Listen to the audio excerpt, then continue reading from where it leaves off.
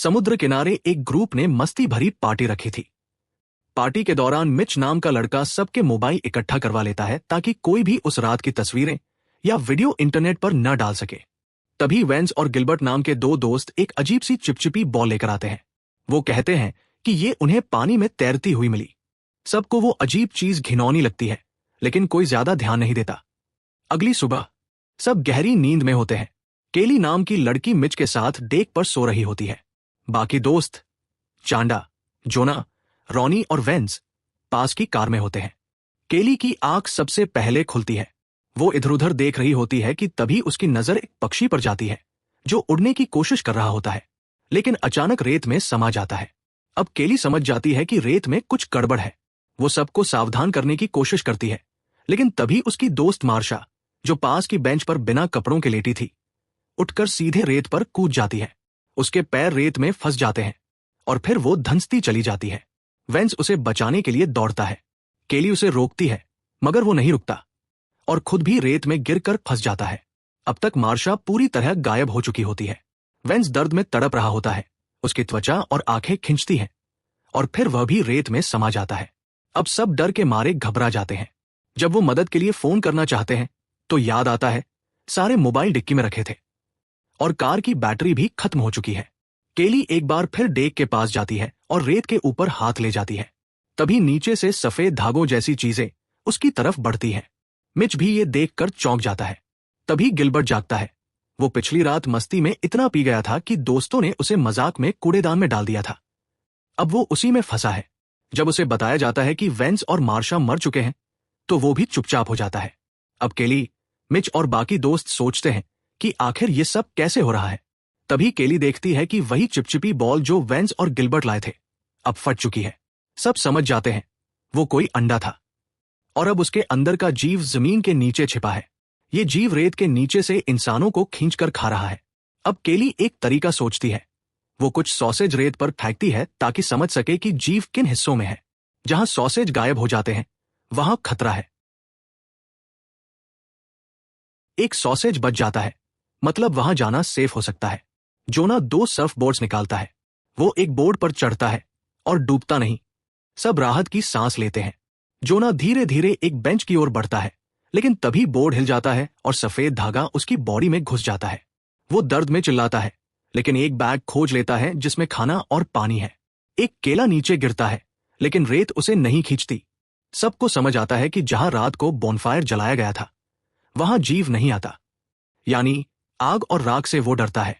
जोना bag से निकले हुए सॉफ्ट ड्रिंक्स और पानी सबको बांटने लगता है, लेकिन वो अब भी दर्द से करहा रहा होता है।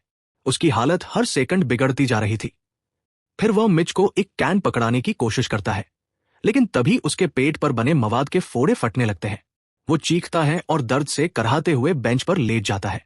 नीचे रखे सर्फबोर्ड अब भी खुद ब खुद हिल रहे होते हैं। इससे साफ पता चलता है कि वो जीव अब और बड़ा और ताकतवर हो रहा है। केली देखती है कि रेत के नीचे से निकली सफेद डोरियां अब कार के टायरों को पकड़ने की कोशिश कर रही है, यानी अब बहुत देर नहीं जब वो पूरी कार को भी निगल सकता है। अब चांडा और रॉनी डिक्की से फोन निकालने की कोशिश करते हैं। रॉनी कहती है कि वो कार के बोनट पर चढ़कर डिक्की खोलने की कोशिश करेगी।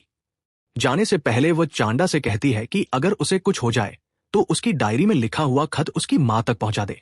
वो हिम्मत करके बोनट पर चढ़ती है और डिक्की खोलने ही वाली होती है कि तभी केली उसे रोक देती है, क्योंकि अगर डिक्की पूरी तरह खुल गई तो रॉनी सीधी रेत में गिर सकती है। केली उसे एक रेस्क्यू हुक देती है जिससे रॉनी खुद को पकड़े रह सके। वो जैसे तैसे डिक्की खोलने में सफल हो जाती है। उसी समय एक कार बीच पर आती है और हॉर्न बजाती है। आवाज से रॉनी घबरा जाती है और गलती से डिक्की फिर से बंद हो जाती है। उसके हाथ की उंगलियां डिक्की में फंस जाती है और वो दर्द से चीख उठती है। मिच और केली उस गाड़ी से मदद के लिए चिल्लाते हैं। गाड़ी में एक बीच पेट्रोल का अफसर होता है, लेकिन उसे लगता है कि ये सब बच्चे शायद ड्रग्स लेकर कोई तमाशा कर रहे हैं। वो उन्हें गंभीरता से नहीं लेता। केली बार बार चिल्लाती है कि वो गाड़ी से बाहर न निकले, लेकिन वो बाहर आ जाता है। सबको तब हैरानी होती है जब वो आराम से रेत पर चलता है। उसके जूतों पर वो डोरियां असर नहीं कर पा रही होती। अफसर जोना के पास जाता है और उसके घाव देखकर घिन से मुंह मोड़ लेता है। वो उसकी मदद की गुहार को भी नजरअंदाज करता है। इसके बाद वो केली और मिच के पास आता है और उन्हें लापरवाह किशोर कहकर ताने मारता है। वो केली से बाहर आने को कहता है, लेकिन जब वो मना करती है तो वो गुस्से में पेपर स्प्रे निकालने जाता है। तभी उसकी चाबियां नीचे गिर जाती है। जैसे ही वो चाबी उठाने झुकता है, रेत की डोरियां उसे पकड़ लेती है। अब जाकर उसे समझ आता है कि ग्रुप सच बोल रहा था, लेकिन अब बहुत देर हो चुकी है। केली उसे सलाह देती है कि वो उन डोरियों पर पेपर स्प्रे छिड़के। स्प्रे असर करता है और वो एक हाथ छुड़ाने में सफल होता है, लेकिन उसका आधा बाजू कट चुका होता है। वो दर्द में चिल्लाता है और फिर रेत उसे नीचे खींच लेती है। केली जल्दी से उसका गिरा हुआ पेपर स्प्रे उठा लेती है। अब मिच सोचता है कि अगर वो अपने पैरों पर तौलिया लपेटकर चप्पल पहन ले तो वो रेत पर दौड़कर उस अफसर की कार तक पहुंच सकता है, क्योंकि जूते उस जीव पर असर कर रहे थे। चांडा उसे तौलिया फेंकती है, लेकिन मिच जैसे ही रेलिंग पकड़ता है वो टूट जाती है और मिच सीधा रेत पर गिर जाता है। अगले ही पल वो जीव उसे बड़ी ही बेरहमी से निगल जाता है। अब केली का सब्र टूट चुका है। वो गिर चुकी रेलिंग को हिलते हुए देखती है और एक आइडिया आता है। वो फिर से रेलिंग का एक टुकड़ा तोड़ती है और चांडा को देती है, जिससे बाद में एक पुल बनाया जा सके। वो डेक से कूदती है और जैसे तैसे कार पर चढ़ जाती है। वहां पहुंचते ही वो चांडा को जोरदार मुक्का मारती है, क्योंकि वो उसके एक्स बॉयफ्रेंड जोना के साथ सो चुकी थी। चांडा चुपचाप सब सहती है। दोनों मिलकर रॉनी की उंगलियां डिक्की से छुड़ाते हैं। जोना, जो अब तक बेंच पर ही था, केली से कहता है कि वो अब भी उससे प्यार करता है। केली अब अपना प्लान सबको बताती है। रेलिंग को पुल की तरह रखकर पहले वो और चांडा जोना के पास पहुंचेंगे, फिर सब साथ मिलकर अफसर की कार तक पहुंचेंगे। चांडा रेलिंग को नीचे रखती है और संभल कर चलते हुए जोना तक पहुंचती है। फिर केली भी वही करती है। अब तीनों सुरक्षित बेंच पर पहुंच जाते हैं। रॉनी भी हिम्मत करके उनकी ओर बढ़ती है, लेकिन उसके घायल हाथ में वो डोरियां चिपक जाती है। वो नीचे गिर जाती है। केली उसे पेपर स्प्रे से बचाने की कोशिश करती है, लेकिन उसका असर बस कुछ सेकंड तक ही रहता है। रेत का जीव रॉनी को भी अंदर खींच लेता है। अब चांडा अपने पैरों पर तौलिया और बैग बांधती है और दौड़कर कार के बोनेट पर चढ़ जाती है। वो सफल हो जाती है। गिलबर्ट, जो अब भी कूड़ेदान में फंसा था, खुशी से चिल्लाता है, लेकिन तभी उसका डस्टबिन हिलने लगता है। कूड़ेदान की धार उसे काट देती है और खून बहने लगता है, जिससे जीव को उसकी मौजूदगी का पता चल जाता है। लड़कियां उससे कहती हैं कि वो हिम्मत रखे, लेकिन अब बहुत देर हो चुकी थी। जीव अब डस्टबिन के अंदर घुस चुका था और गिलबर्ट की टांगों को पकड़ चुका था। वो खून की उल्टियां करता है और फिर कई विशालकाय हाथ उसे पकड़कर जमीन के अंदर खींच लेते हैं। फिर वही हाथ कार को हिलाते हैं, जिससे चांडा का बैलेंस बिगड़ जाता है और वो बोनेट पर गिरकर बेहोश हो जाती है। घंटों बीत जाते हैं। अब रात हो चुकी है। चांडा को होश आता है। केली अब भी घायल जोना के साथ बेंच पर होती है। चांडा अफसर की कार के ऊपर एक राफ्ट देखती है और उसे इस्तेमाल करके बेंच तक पहुंचती है। तीनों अब उस राफ्ट के जरिए कार तक पहुंचते हैं। चांडा और जोना कार के अंदर जाते हैं, लेकिन जैसे ही केली अंदर आने लगती है, एक विशाल चमकदार टेंटिकल उस पर हमला करता है। अब वो जीव पूरी तरह विकसित हो चुका है। केली कार की छत पर चढ़ती है। वहां उसे पेट्रोल का डब्बा मिलता है। वो उस टेंटिकल पर आग लगा देती है और कार के अंदर आ जाती है।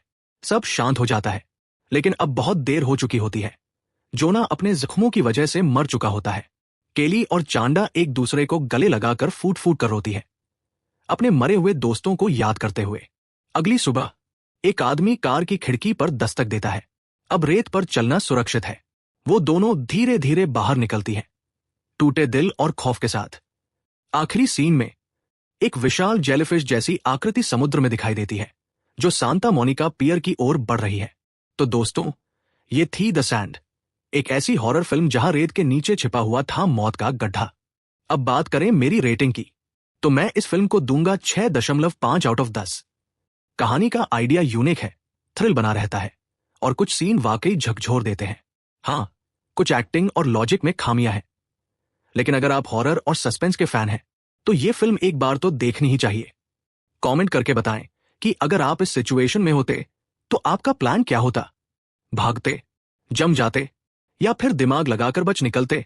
और ऐसे ही थ्रिलिंग, हॉरर और माइंड बेंडिंग फिल्मों की कहानियां अगर आप पसंद करते हैं तो चैनल को अभी सब्सक्राइब कीजिए, क्योंकि अगली कहानी और भी ज्यादा डरावनी हो सकती है। मिलते हैं अगले वीडियो में। तब तक अपनी जमीन को शक की निगाह से देखना मत छोड़िए।